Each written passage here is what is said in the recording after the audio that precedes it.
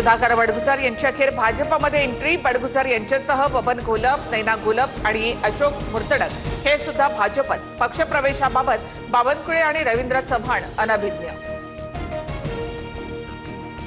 ज्या पक्षाने अनादर केला त्यांना सांगू इच्छितो, महापालिका निवडणुकीत दूध का दूध पाणी का पाणी होईल। भाजपा पक्षप्रवेशानंतर सुधाकर बडगुजर यांचा उद्धव ठाकरेंच्या शिवसेनेवर निशाणा।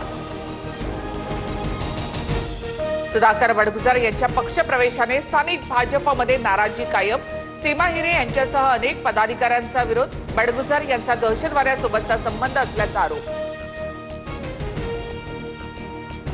जोपर्यंत न्यायालय दोषी ठरवत नाही तोपर्यंत कुणाला क्रिटिसाइज करू नये।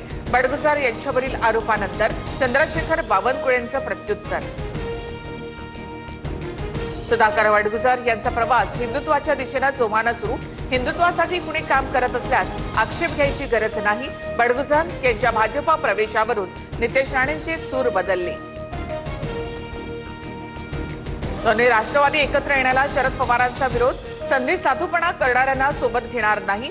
भाजपबरोबर गेलेल्यांना सोबत घेऊ शकत नाही, पवारांची भूमिका। प्रत्येकाला आपलं मत मांडण्याचा अधिकार। भाजपबरोबर गेलेल्यांना सोबत घेऊ शकत नाही, या शरद पवारांच्या भूमिकेवर अजित पवार यांची प्रतिक्रिया। एखाद्याला निवडून नसेल द्यायचं तर मी काय करतो हे पुरंदर आणि शिरूरने पाहिलंय। माळेगाव कारखाना निवडणूक प्रचार सभेत अजित पवार यांचं वक्तव्य। तर दादांनी आपला अपमान केल्याचं म्हणत विजय शिवतारे यांची नाराजी। पत्रकार परिषद घेऊन प्रत्युत्तर देणार। भाजपा शिंदेच्या सेनेकडून घोसाळकर कुटुंबावर देखील पक्षप्रवेशासाठी दबाव। संजय राऊत यांचा आरोप। तर राऊत बोलत असतानाच मुलाच्या आठवणींना घोसाळकरांचे डोळे पाणावले। जळगावमध्ये 14 वर्षीय विद्यार्थ्याची गळा चिरून हत्या। नरबळीतून हत्या झाल्याचा पोलिसांना संशय। एरंडोल तालुक्यातल्या रिंगणगावमध्ये धक्कादायक घटना। आरोपींच्या अटकेसाठी संतप्त ग्रामस्थांचा राष्ट्रीय महामार्गावर रास्ता रोको। अहमदाबादमधील दुर्घटनेनंतर एअर इंडिया मागे शुक्लकाष्ठ। आतापर्यंत 4 उड्डाणं रद्द। लंडनवरून अमृतसरला येणारी, दिल्लीहून पॅरिसला जाणारी तर अहमदाबादहून लंडनला जाणाऱ्याही विमानाचं आपत्कालीन लँडिंग। इस्रायलच्या मोसाद मुख्यालयावर इराणचा मोठा हल्ला। हर्जलियामधील लष्करी गुप्तचर इमारतीला देखील लक्ष्य केलं। मोसाद ही इस्रायलची गुप्तचर संघटना।